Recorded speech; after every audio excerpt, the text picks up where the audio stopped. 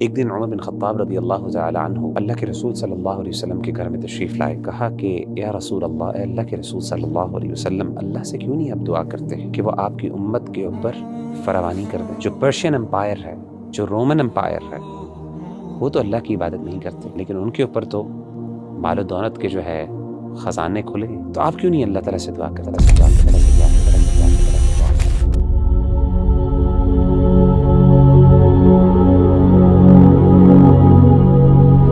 وغیرہ بھائی نوجوان جو ہیں آج کل کے، ان کے ذہن میں ایک بات آتی ہے کہ اگر یہ دین کی طرف آ جائیں گے تو ان کی ساری مشکلات حل ہو جائیں گی. اور نارملی اوبیسلی دین میں ہمیں اس چیز کا درس دیتا ہے، اگر آپ اللہ کی طرف آ جاتے ہیں اور نبی کریم صلی اللہ علیہ وآلہ وسلم کے مطابق زندگی گزارتے ہیں تو اللہ سبحانہ و تعالیٰ آپ کے لیے آسانی پیدا کرتے ہیں. لیکن ایک آبزرویشن ہے اور لوگوں کی طرف سے ایک شکایت بھی سمجھ لیں کہ جب وہ دین کی طرف آتے ہیں تو یہ معاملہ تھوڑا الٹ ہو جاتا ہے کہ ان کے گھر والے، ان کے آس پاس والے ان کے لیے تکلیفیں پیدا کرتے ہیں، ان کے لیے پریشانیاں پیدا کرتے ہیں.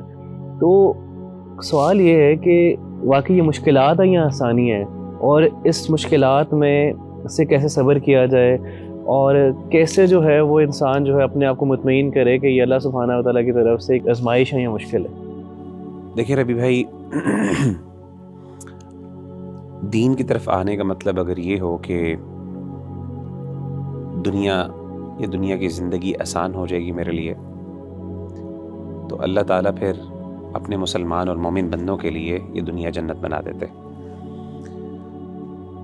اس کائنات میں اگر کوئی ذات ایسی ہے جو ڈیزرو کرتی ہے واقعی کہ اس پر ایک بھی مشکل نہ آئے، تو وہ ہمارے نبی صلی اللہ علیہ وآلہ وسلم کی ذات ہے.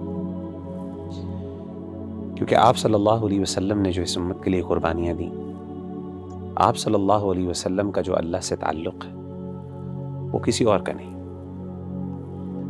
لیکن آپ دیکھیں کہ نبی صلی اللہ علیہ وآلہ وسلم نے جب اسلام کی دعوت کا آغاز کیا تو کیسے مشکلات کے انبار آپ کے اوپر لگ گئے.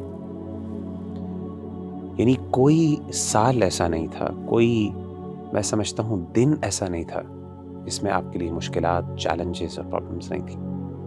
ایک دن عمر بن خطاب رضی اللہ تعالی عنہ اللہ کے رسول صلی اللہ علیہ وسلم کے گھر میں تشریف لائے، اور آپ کہتے ہیں کہ میں نے دیکھا گھر کے اندر سوائے 3 چمڑے کی چادروں کے اور کچھ نہیں تھا. سبحان اللہ. 3 لیدر شیٹس تھیں بس، اور کچھ بھی نہیں تھا. اور آپ صلی اللہ علیہ وسلم ٹیک لگائے ہوئے تھے تکیے پر، اور اس کا نشان آپ صلی اللہ علیہ وسلم کے جسم مبارک کے اوپر نظر آ رہا تھا. یعنی تکیہ بھی کوئی کمفرٹیبل نہیں تھا. تو آپ صلی اللہ علیہ وسلم کی اس جب حالت دیکھی حضرت عمر بن خطاب نے، تو آپ اس کیفیت کو برداشت نہ کر سکے اور کہا کہ یا رسول اللہ، اے اللہ کے رسول صلی اللہ علیہ وسلم، ادعو اللہ، اللہ سے کیوں نہیں آپ دعا کرتے ہیں فلیوسع علی امتک، کہ وہ آپ کی امت کے اوپر فراوانی کر دیں. فإن فارس والروم لا يعبدون اللہ، جو پرشین امپائر ہے، جو رومن امپائر ہے، وہ تو اللہ کی عبادت نہیں کرتے. ولیکن قد وسع علیہم، لیکن ان کے اوپر تو مال و دولت کے جو ہے خزانے کھلے ہیں. تو آپ کیوں نہیں اللہ تعالیٰ سے دعا کرتے؟ تو سیدنا عمر بن خطاب رضی اللہ تعالیٰ عنہ کی جب اللہ کے رسول نے یہ بات سنی تو آپ لیٹے ہوئے تھے، آپ اٹھ کے بیٹھ گئے، یعنی اس چیز کی اہمیت دلانے کے لیے.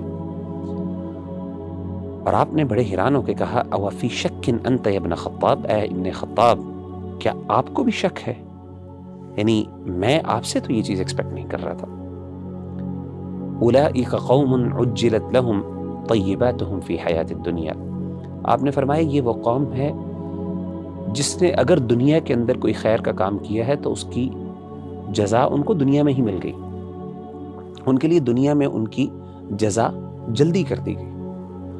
لیکن ہم مسلمان، یہ جو اللہ تعالیٰ کا بندہ، یہ مومن ہے، اس کی کوششوں کو کبھی بھی اللہ تعالیٰ دنیا کے اندر چھوٹا ریوارڈ دے کے ختم نہیں کرتے.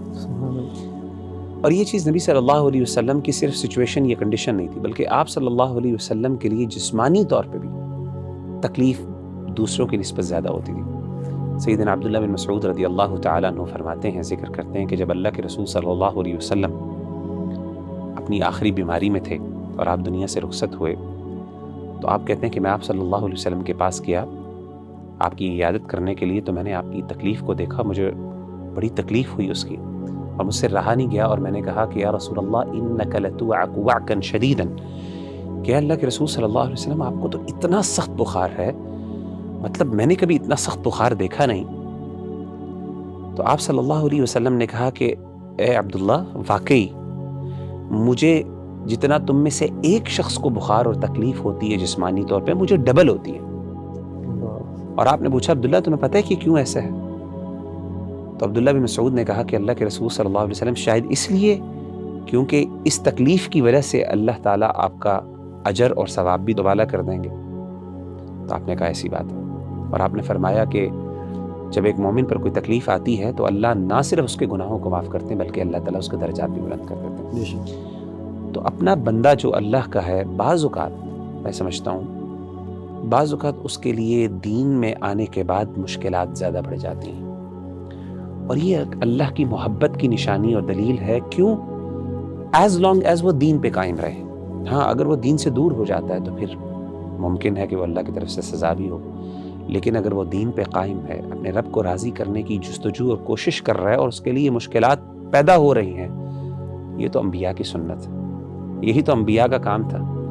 قرآن مجید میں اللہ تعالیٰ کیا کہتے ہیں؟ وَتَوَاصَوْا بِالْحَقِّ وَتَوَاصَوْا بِالصَّبْرِ۔ جب آپ حق پہ چلیں گے، اس کی تلقین کریں گے، تو اس کے ساتھ صبر تو کرنا پڑے گا۔